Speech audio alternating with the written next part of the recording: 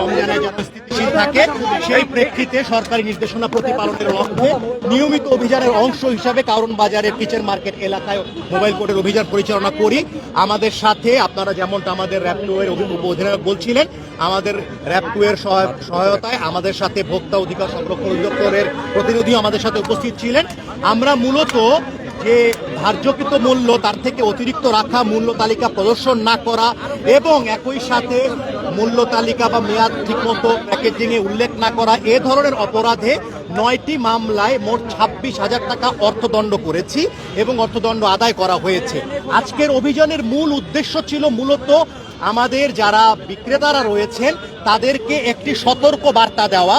পুরো রমজান মাস জুড়ে আমাদের যে বাজার মনিটরিং চলবে সেই বাজার মনিটরিং কার্যক্রম অংশ হিসাবে আমরা মূলত তাদেরকে প্রথমত সতর্ক করেছি, ভবিষ্যতে আমরা একই অপরাধের পুনরাবৃত্তি দেখলে আমরা কঠোর আইনি পদক্ষেপের দিকে পরিগণিত করব। এই পর্যায়ে আমি আমাদের ভোক্তা অধিকার সংরক্ষণ অধিদপ্তরের যিনি সহকারী পরিচালক আছে তাকে কিছু বলার জন্য।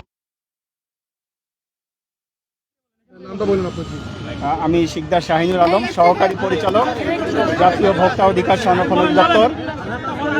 আজকে আমাদের নির্বাহী ম্যাজিস্ট্রেটের নেতৃত্বে এবং র্যাবের সহযোগিতায় আমরা কারণ বাজার কিচেন মার্কেটে তদারকি করেছি।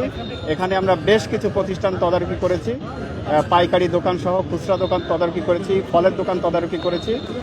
আমরা এই তদারকির প্রেক্ষিতে কিছু অনিয়ম পাওয়াতে আমরা আইনানুগ ব্যবস্থা নিয়েছি।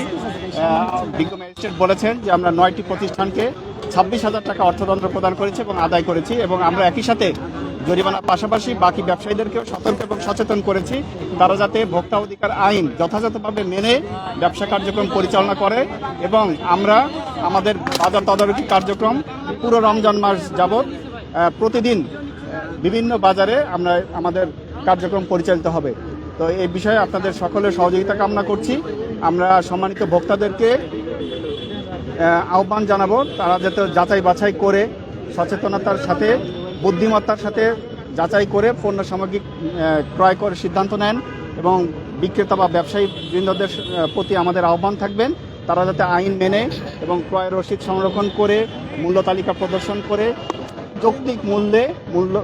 যৌক্তিক মূল্যে পণ্য বিক্রয় করেন। আমরা সেজন্য তাদেরকে সচেতন করেছি এবং এর অনিয়ম পাওয়া গেলে আমরা কঠোর ব্যবস্থা নিব। শাহিনুর ভাই যেটা বলছেন সেটা হচ্ছে সিন্ডিকেটটা আসলে বড় জায়গা থেকে হয়, যারা বড় বড় আমদানিকারক, সেখানে আসলে আপনাদের কোনো মনিটরিং আছে কিনা? ওনারা তো খুচরা বিক্রেতা, তাই না? যারা আসলে বড় বড় ইম্পোর্টার আছে সেখান থেকে যদি বাড়তি দামে কিনে তারা তো বাড়তি দামে বিক্রি করবে। আর ভেজাল বিক্রির কোনো অভিযান ছিল কিনা? আমি একটু এখানে আপনাকে সাপ্লিমেন্ট করি। আমাদের এই অভিযানটা মূলত আসলে সমগ্র পর্যায়ের যারা রয়েছে তাদের উদ্দেশ্যেই করা। এটা খুচরা ব্যবসায়ী থেকে শুরু করে হোলসেল ব্যবসায়ী, পাইকারি ব্যবসায়ী থেকে শুরু করে ইম্পোর্টার পর্যন্ত সমগ্র পর্যায়ে আমরা নিয়মিত অভিযান পরিচালনা করি। আপনারা হয়তো অবগত আছেন যে র্যাব নিয়মিত কিন্তু কিছুদিন আগেও চকবাজারও কিন্তু মোবাইল কোর্টের অভিযান পরিচালনা করেছে। আরও একটি বিষয় এখানে উল্লেখ্য, আমাদের সাথে কিন্তু ব্যবসায়িক প্রতিনিধিরা এখানে উপস্থিত আছেন। তারা ব্যবসায়িক প্রতিনিধিকে আমাদের সাথে রাখার অর্থ হচ্ছে আমাদের যে মেসেজটা সেই মেসেজটা তাদের মাধ্যমে আমরা সকল ব্যবসায়ীদের কাছে পৌঁছাতে চাই যে রমজানে পণ্য বা দ্রব্য মূল্য অস্থিতিশীল করার যদি কেউ প্রচেষ্টা করা হয় তাহলে র্যাবের পক্ষ থেকে কঠোর আইনানুগ ব্যবস্থা নেওয়া হবে। ধন্যবাদ।